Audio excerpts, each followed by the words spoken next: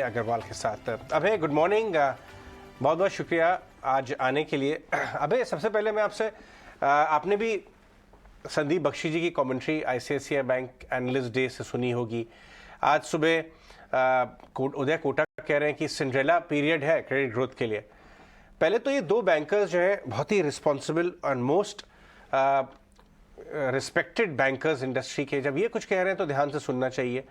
आपकी क्या व्यू है और आप बैंकिंग स्पेस को अपने पोर्टफोलियो में कैसे खेल रहे हैं? जी, good morning Ajay, Priyanka, Dimpy, thank you for having me on the show. तो अजय, बैंकिंग सेक्टर, ये हम काफी दिन से आपसे भी बात हुई थी कि अगर इंडिया की जीडीपी को ग्रो करना है 7-8% भी, तो इसका मतलब है कि बैंकिंग सेक्टर को 15% से ग्रो करना पड़ेगा उस जीडीपी ग्रोथ को सपोर्ट करने के लिए। और 3-4 महीने तक ये थोड़ी चिंता थी कि क्रेडिट ऑफटेक जो है वो ज्यादा नहीं है और बैंक्स के पास पैसे हैं पर वो लेंड नहीं कर पा रहे हैं क्योंकि डिमांड नहीं है लोन्स की। और उसका मेजर रीजन ये था कि प्राइवेट कैपेक्स स्लगिश था कोविड के बाद भी। पर अब हमने देखा है कि जो प्राइवेट कैपेक्स है उसमें अच्छी पिकअप है, और अच्छा पिकअप होने की वजह से जो क्रेडिट डिमांड है पिछले 3-4 महीने में वो काफी रोबस्ट है। इनफैक्ट जो अभी 1-2 दिन पहले जो फिगर्स आए थे उसमें दे वर बेटर देन एक्सपेक्टेड। तो ऐसे इन्वायरमेंट में जहां पे कॉर्पोरेट क्रेडिट, रिटेल क्रेडिट दोनों की डिमांड अच्छी है और एक लायबिलिटी फ्रेंचाइज जिस बैंक का अच्छा है, ये जो सेक्टर है ये डेफिनेटली प्ले आउट करेगा। पर मुझे पर्सनली ये लगता है कि जो काफी एक्सपेंसिव बड़े बैंक्स हैं वहां से स्टोरी शिफ्ट होगी छोटे वेल मैनेज बैंक्स की तरफ भी, क्योंकि वैल्यूएशन डिफरेंस बहुत ज्यादा है। एक तरफ बड़े बैंक्स हैं जो 2.5 से 3 टाइम बुक वैल्यू पे ट्रेड कर रहे हैं, दूसरी तरफ छोटे फास्ट ग्रोइंग बैंक्स हैं जो 1 टाइम बुक वैल्यू पे ट्रेड कर रहे हैं। तो मुझे लगता है इस समय एक मिनट में आता हूं, ज्यादा। प्राइम मिनिस्टर मोदी जी की कमेंट्री जरा सुन लेते हैं। पूरे विश्व में भारत के लोकतंत्र की प्रतिष्ठा को बढ़े, इस प्रकार से चुनाव का संचालन करने की एक महान परंपरा विकसित की है और उसका एक उत्तम उदाहरण इस चुनाव में भी नजर आया। मैं इलेक्शन कमीशन का भी हृदय से अभिनंदन करता हूं। હું ગુજરાતના મતદારોનો પણ હૃદયથી ખૂબ ખૂબ આભાર માનું છું કે એમણે આ લોકતંત્રના ઉત્સવને આન બાન। अबे माफ कीजिएगा, ये गुजरात इलेक्शन भी काफी इंपॉर्टेंट और मोस्ट वॉच्ड इवेंट है इस हफ्ते का, लेकिन आप अपनी बात कंप्लीट करें प्लीज। नहीं अजय, मैं यही कह रहा था कि अब मुझे लगता है बैंकिंग सेक्टर में जो रनअप है अब वो रहेगा, बिल्कुल रहेगा, क्योंकि अगर जीडीपी ग्रो करेगी तो बैंक्स डबल साइज से ग्रो करेंगे। पर वैल्यूएशन डिफरेंस इतना ज्यादा है अभी अल्ट्रा लार्ज कैप बैंक्स में और mid and small size banks में कि मुझे लगता है इन्वेस्टर्स का इंटरेस्ट अभी mid and small size banks में ज्यादा आएगा।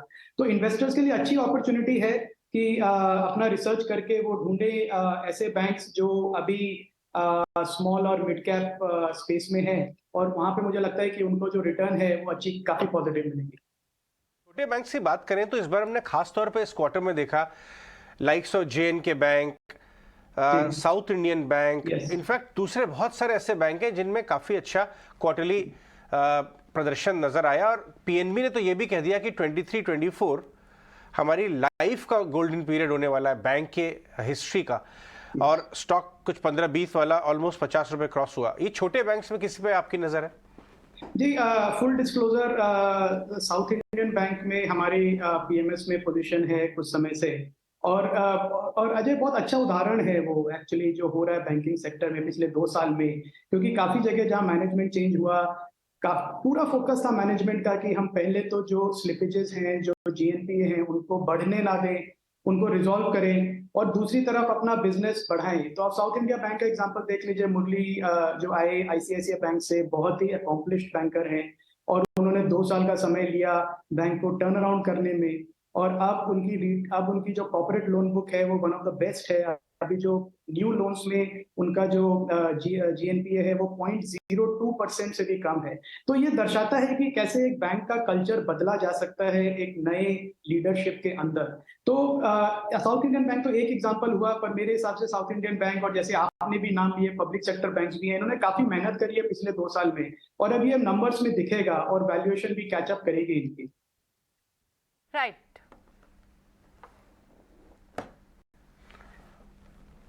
बैंकिंग के बारे में बता रहे थे, मैं इस तरह से ग्लोबल सेक्टर्स के बारे में बात करूंगा, क्योंकि बैंकिंग तो कोर इंडिया का हो गया। हाँ, ग्लोबल में मेटल्स के बारे में, एक तो डॉलर इंडेक्स वापस 2021 के बाद अब फिसला है, 105 के नीचे आया, जो कि एक इंडिकेटर है चेक करने का। और दूसरा, अभी चाइना को लेकर थोड़ी इंस्टेबिलिटी है। कई बार ना शेयर भाव आपको अच्छे मिल जाते हैं इस तरह की कन्फ्यूजन में। आपको शेयर ढूंढ रहे हैं क्या मेटल्स के अंदर, या ढूंढ चुके हैं, या अभी ढूंढेंगे? नहीं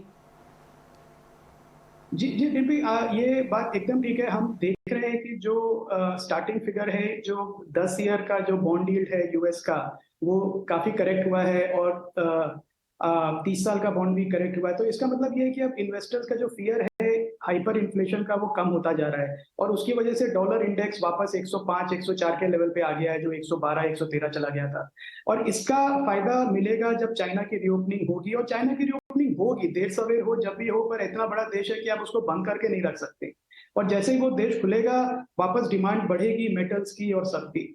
तो हम तो बिल्कुल मुझे लगता है मेटल स्टॉक्स हैं इस बीटन डाउन लेवल पे हैं, कि जिसमें अच्छी अपॉर्चुनिटी है, जो जो अंडर लेवरेज प्लेयर्स हैं, बैलेंस शीट अच्छी है, प्रोडक्ट क्वालिटी अच्छी है, साइज अच्छा है, वो साइज का गेम है, तो वो बिल्कुल अपॉर्चुनिटी देंगे। हम अपने पीएमएस में मेटल्स में, कमोडिटीज में इन्वेस्ट नहीं करते हैं, तो इसलिए इतनी ज्यादा नजर नहीं है, पर मेरे हिसाब से एक अच्छा प्ले है इन्वेस्टर्स के लिए, recovery play. Abhay, always a pleasure to have you on the show.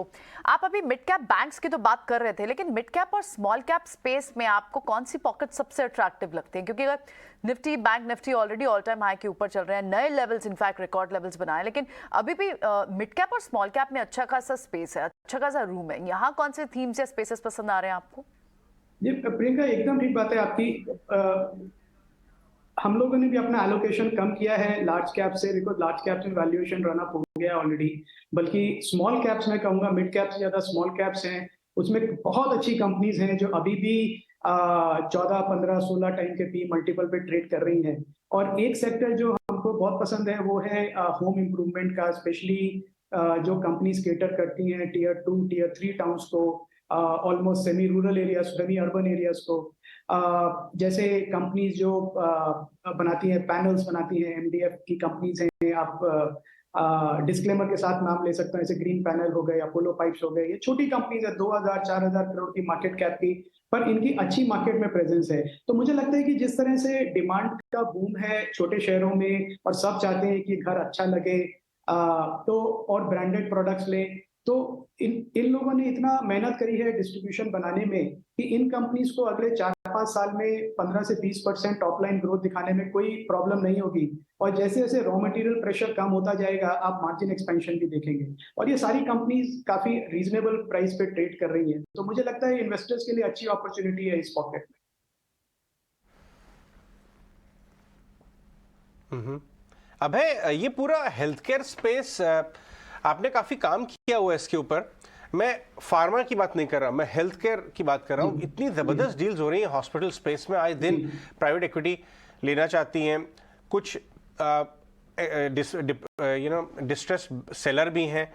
आपके पास अपोलो काफी टाइम से है, इसके बारे में बताएं। और ये हेल्थ केयर, अब किम्स में हो, किम्स और रेनबो हॉस्पिटल में आज बड़ी बड़ी ब्लॉक डील्स हुई। इंस्टीट्यूशनल इंटरेस्ट इस हेल्थ केयर इंफ्रास्ट्रक्चर स्पेस को बहुत देख रहा है। अपोलो के अलावा आपने कुछ और देखा है क्या? जी बिल्कुल अजय, देखते रहते हैं। अपोलो एक मार्की नेम है, गोल्ड स्टैंडर्ड है उस स्पेस में। 10,000 बेड का हॉस्पिटल है, फिर सबसे बड़ी फार्मेसी है इंडिया की, सबसे बड़ा digital, fastest growing digital health care platform बन गया है। तो हर स्पेस में उनकी एक्सेलेंस है। डायग्नोस्टिक्स में अच्छा प्रेजेंस बना लिया है अब। तो उनके मुकाबले हेड टू हेड कंपटीशन हमको नहीं मिलता कहीं पे, क्योंकि बाकी जो है वो सिर्फ फ्रैगमेंटेड स्पेसेस में है। जैसे हॉस्पिटल में अलग है, डायग्नोस्टिक में अलग है, फार्मेसी में अलग है। अपोलो एक इंटीग्रेटेड प्ले है। तो मुझे लगता है अपोलो जैसा प्ले हमारे देश में, जहाँ पे हेल्थ केयर की प्राइस इनइलास्टिसिटी काफी रहेगी, और जितना भी इन्फ्लेशनरी प्रेशर है सारा पास ऑन हो जाता है पेशेंट्स को, तो एक यूनिक प्ले है। और उसके अलावा भी हम देख रहे हैं छोटे हॉस्पिटल्स भी, डायग्नोस्टिक्स में इतना इंटरेस्ट नहीं है, क्योंकि बहुत ही प्राइस कॉम्पिटिटिव मार्केट है, लो एंट्री बैरियर इंडस्ट्री है। पर छोटे हॉस्पिटल्स में आपने जैसे नाम बताए, रेनबो, किम्स, मुझे लगता है फॉरेन इन्वेस्टर्स का इंटरेस्ट इन सब हॉस्पिटल्स चेन्स में जो अच्छी वेल रन है, काफी समय तक काफी हाई रहेगा, बिकॉज इंडिया जैसा ग्रोथ इकोनॉमी को अगर प्ले करना है तो हेल्थ केयर एक one of the best veg है उसको प्ले करने के लिए। राइट अभय, बहुत बहुत शुक्रिया आज हमसे बात करने के लिए। इनफैक्ट